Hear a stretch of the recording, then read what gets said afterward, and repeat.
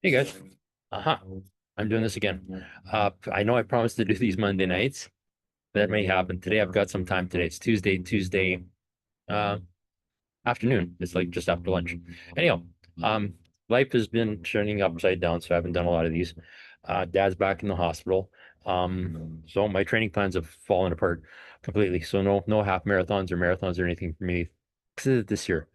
There may be something in the fall, but for now I decided just to have fun. I'm still going to work on a training plan. I'm still going to stick to a training plan. But what I want to talk about today a bit is balance, dealing with balance. And balance is a bunch of stuff. Running is balance to start with. You have to balance when you run. Every time you take a step, you're balancing. But life as well is important to balance out of too. You have to make sure figure out what's important, what's not important. And that's why when I talk about training plans, what I talk about a lot is what can you do and what can't you do. The goal originally this year was a half marathon in Vancouver back in May, last month. And again, with dad in and out hospital 9 times so far this year. And he's actually just went back in on Saturday and went to see him yesterday, and it's not looking very good. So my life is based on that now. So I have to decide, is that important, more important than me running? Yes. So things fall apart. But there's other races, there's other runs, there's other fun runs, and just running, right? So that's where I'm at. I'm thinking, like, what can I think, right? I'm thinking half marathon. I was going to do half marathon maybe in August in Edmonton, but I'd have to be at a certain point right now. It's still about 12 weeks away, and I can maybe do it, but can I train for it? Not really. So I'm just going to say I'll just have fun doing whatever. If I have to do a 10K in August, I'll do that. Maybe Victoria in October, maybe, or yeah, October, or maybe just fun 5 and 10K runs for the year. Worry about things in 2026 or when I can. So that's sort of figuring out the balance. Like, I've also got a handicapped daughter at home right now, and my wife's shifts have changed, so where she's working Tuesday mornings or Tuesday day shift and Monday evenings. So Tuesday mornings and this time of day, I can't really do much. I'm home with my daughter. Later on today, I can go for a run. So that's how I work my balance out, because I'm looking at training plans. Remember when I said find a training plan and stick to it? Well, when things fall apart, you can't stick to it. So that's part of the balance, is figuring out what's important. So right now I'm looking at like a million different ones. I actually went to ChatGPT and found one for 10 days. 10 days. Why 10 days? I'm a senior. I'm 60, almost 67. Sometimes I say I'm 76 because maybe I'm dyslexic, but it's 10 days. It gives me rest day every second day. I get my training in, my runs in, but instead of every day, I have run something else, or run, rest, run. So that lets me recover, which is important. It's hard to do if you're running with other people, because other people are based their race training on a 7 day training plan, right? Usually rest days Mondays and Fridays or whatever, and long runs on Sundays, always Sundays. Well, with 10 days, you can't really do that. But I'm building my training between also a lot of cross training, biking, swimming, walking. Walking is important. I like walking. And yeah, strength training for sure. And throwing in some yoga, core work as well. That you can do anytime. Like core work, I can do at home. I can do that in front of a TV. Yoga as well. I'd like to do yoga as actual practice in an actual yoga facility, but that just doesn't work with my life. So that's another part of balance, right? What can I do? What can I do? So I'm home. I do some core work. I do some crunches. I do like I try to do a 10-minute thing. I do a lot of planks for core.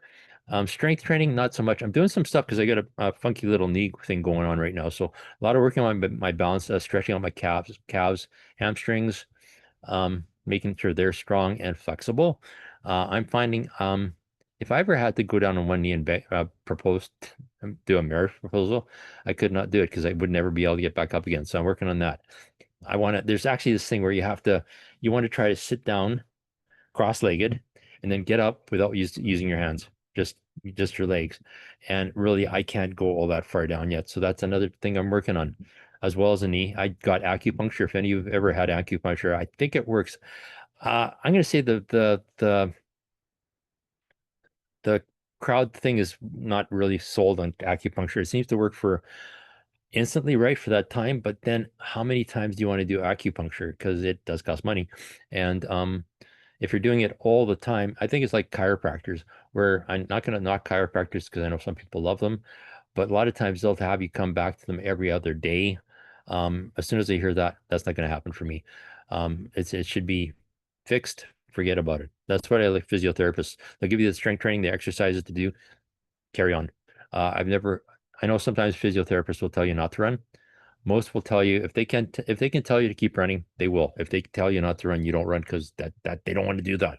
So anyway, I'm working on that knee thing, and I think all I'm going to do is a lot of stretching. Strength training really seems to help with sore knees. I've never heard anybody say anything about this specifically, but for me, my sort of big moment is I'll do a spin class, and spin bikes are different than road bikes or regular mountain bikes or whatever. You can't just stop on them. They're just like when you're a kid and had a tricycle, you stop pedaling, the bike stops. But if you're going really, really fast, you can't do that because it'll rip your legs off. But also when I'm on a train on my own bike, I can stand and pedal. But on a training bike in a spin class, I cannot stand up and pedal and not be in pain. And when I feel that pain, the first thing I do, I usually right after the spin class, is head into the gym, throw on some weights on a bench, leg press, or maybe even squats. It depends how bad the knees are. And after a few sessions of that, my knees feel fine and I'm good to go. So I think strengthening everything around the knees is important. Okay, this was about balance. I guess balancing on one foot, but also practicing balancing on one foot too is important. Even if you're just sitting in front of or standing in front of the mirror, brushing your teeth, try standing on one leg. Every so often.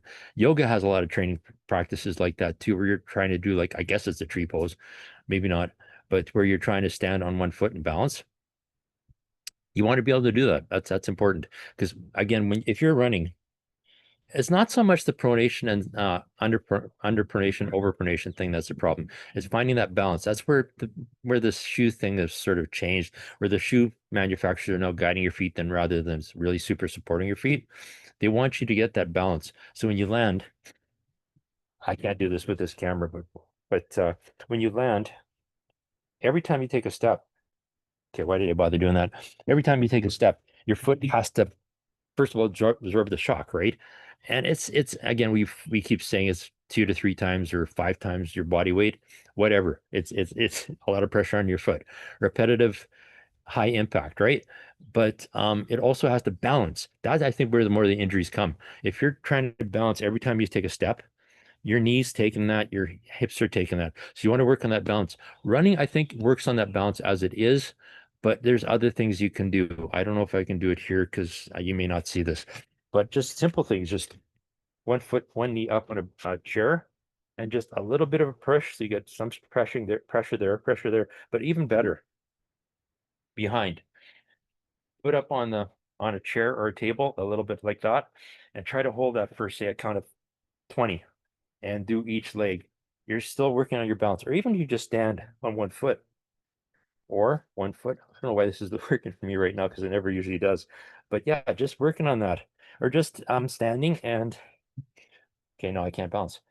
Move your feet around, legs around, and just practice that on each foot. Or I'm not going to show you how this works because I'm awful on it. I balance one of these things. Little round ball at the bottom and flat and work on your balance. Balance is important, just as in life. And also I find uh, when you go to a gym, leg presses, you don't have to use 2 legs, just do one. Squats, one-legged squats I find are hard, but they're an option too. I like doing one-legged squats with no weights, just at home. And that sort of works as well. So balance life, balance your body. Also, when you're doing workouts, make sure upper body as well as lower body because it's carrying you along, right? So a lot of times you'll find that people will have, there's always that runner, right? That's never done anything else but run, leaning forward and hunched over, maybe moving pretty fast or quick, has a leg over time, but does not look healthy. You want to be upright when you run, right? A little bit leaning from your, it's a controlled fall, so you're leaning forward from your ankles, not from your waist. And but if it's really hunched over, you're not doing that. So yeah, so complete body. Even if you just do body weight, you don't have to go to a gym. Like one-legged squats or two-legged squats are fine. I think most people taking clinics from me have actually seen this. I've actually got a couple sheets of exercises I do when I can't get to the gym. But There's always that but. I like the social aspect of the gym. I like going in there and seeing other people do stuff. And you're there with friends and stuff. You're chatting between sets and stuff. It's just better, better all around. Um, also, if you can, find a run club. Great. Um, go for runs with people. Sometimes I like that because you can choose what you want to do if you want to go faster, slower. I think we're doing hills on Wednesday, which is tomorrow night. I make a face? But yeah, I think we're doing just 3 hills. So that's fine. So run to the hill, do the hill, run back. Good. And you're with people, so it sort of distracts you from what you're actually doing. You're talking more than you're actually thinking about the running, which is good. Anyhow, lots of races, training plans come or training races and fun runs to train for. Of course, I got my race called Run to Low Secure Run in October 19th, I think it is, or no, yes, 19th. So train for that. 5 or 10K. There's a 10K. Um, I'm thinking Victoria in October. I'd like to do that, but it's a week before the race I'm putting on, so that's not going to work. But there's a night race in September, and if you're looking for a race, I would say this is probably my favorite source, Impact Magazine. It's online, and it's got every race you could possibly want to look for in across the country, some around the world. And as you can see, I've highlighted a few because this is what I do when I have nothing else to do is highlight races that I probably won't ever do. Anyhow, so that's my plan. That's my talk today. I'm going to try to do probably, it sounds like my wife's schedule is set for Wednesday nights. She's working Wednesday nights. So I'm not interfering with family life doing this. So yeah, I'll try to do again on Monday. Monday we'll talk. I talked balance tonight. Let's talk strength on Monday night. Anyhow, have fun. And let's do this.